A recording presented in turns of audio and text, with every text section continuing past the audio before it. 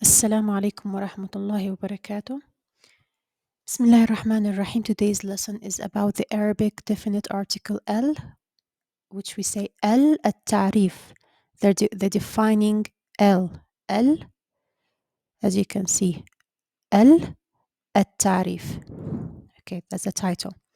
Let's take an example. In English, it means the. Okay, so an example. If you started in my series from lesson 1, I think you must be able to read these simple words by yourself now. So take a look at them, at the first example. Okay, let's read it together. Kitab, which means book. Now when you add al, it becomes al kitab, the book. So you're specifying a certain book, not any book. Another example from Surah Ar-Rahman, ayah number 19. Let's read together. مرج البحرين يلتقيان.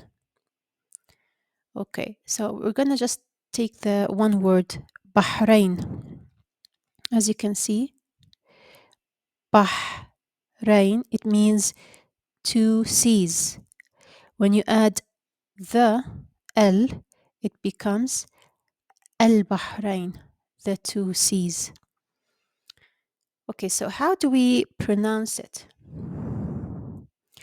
The pronunciation of the lam part in the L, it depends on the letter that follows. Let's take examples before we dive into the details. So here are two examples. Example number 1. Try and read it by yourself. This word right here. Okay.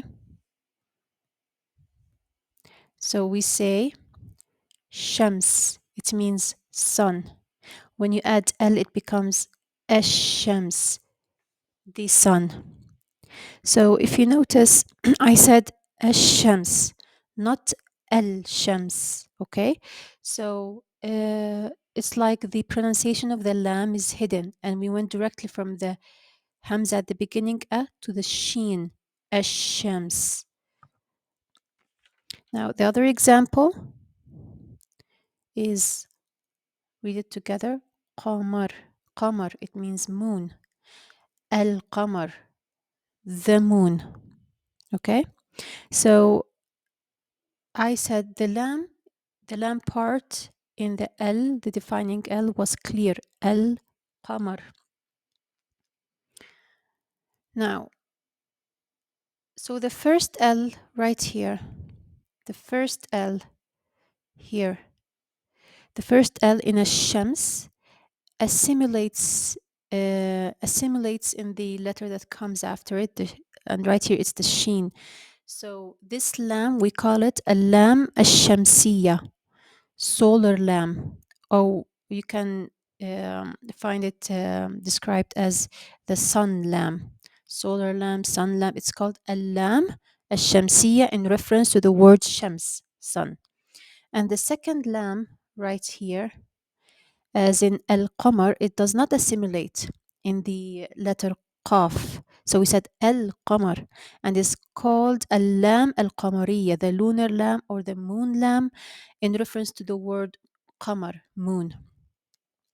So other Arabic letters are going to fall into those two categories, the sun letters or solar letters, al-huruf الشمسية. Those are sun letters or solar letters, الحروف الشمسية, or into the group of الحروف القمرية, the lunar letters. That means when the lam in the defining L, this lam right here, is followed by one of the those letters in الحروف الشمسية, the sound of the lam, it disappears and it assimilates into these letters. Okay, now if this lam is followed by one of these letters, al-huruf al-qamariyya, you are going to pronounce the lam clearly and loudly. Okay, let's take examples so you can understand. I will give examples from Surat Al-Mulk from lesson 103. And you can go back to those lessons to know the meanings of the words and review them. So, the first example,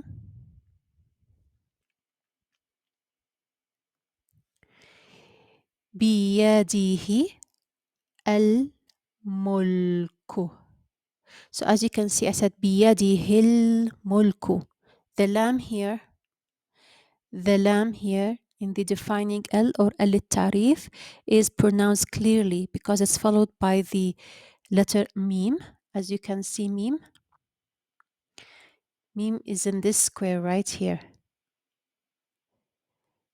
There is the meme. It's one of the the moon letters, الحروف القمرية, which means that this lam right here is lam قمرية. So you pronounce it loud and clear. الملك بيده الملك. Okay. Another example. So that first ayah is in ayah number 1, Surah Al-Mulk. Now the second example is in ayah number 2, Surah Al-Mulk. Let's read it together. الموت والحياة. الموت والحياة. So we have two words with the defining L, التعريف, and as you can see, I pronounce them loud and clear, الموت والحياة, because they're followed by the meme here, the ha here, which are of the الحروف القمرية, which means the lam is clear in pronunciation, الموت والحياة. Now this example is from the third ayah in Surah Al-Mulk. خلق الرحمن. What did you notice? خلق الرحمن. I did not say خلق الرحمن. No. خلق الرحمن. So the alif is there, but the lam right here, it disappears. And we go directly to the ra, and we stress on it. خلق الرحمن.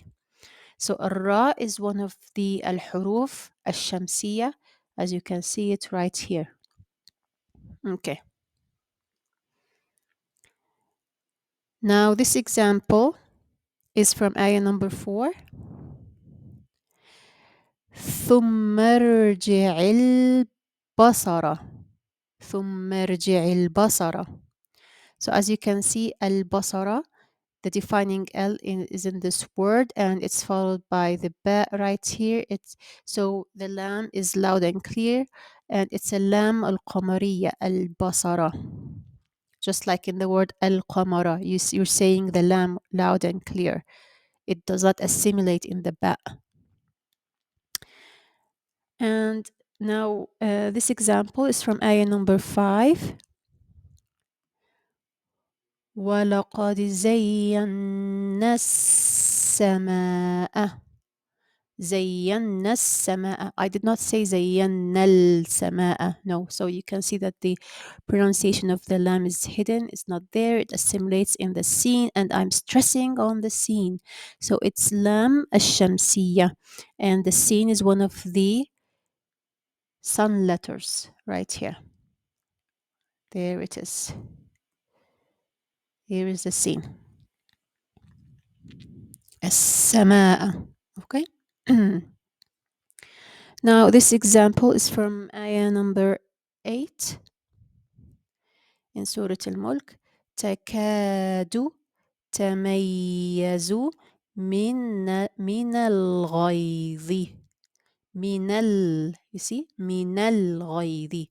So the lam is loud and clear, and which means the ghain is from one of the moon letters, and the lam is lam al-lam al-qamariya. So you say it does not assimilate in the ghain. And if we go back, you will see that ghain is actually right here. Okay, from al-huruf al-qamariya. So the distinction between the Lam al-Qamariya, Lam al-Shamsiyya will come to you the more you listen to the Holy Quran and Arabic language. Uh, to review the meanings of the examples of the words and examples I just gave, please go back to lesson 1 and 3, and it would be a good practice for you and to uh, to have a stronger um, understanding of the concepts we described so far if you just review all the lessons until you reach this one. And we've come to the end of this lesson. If you enjoyed, please like, subscribe, and share.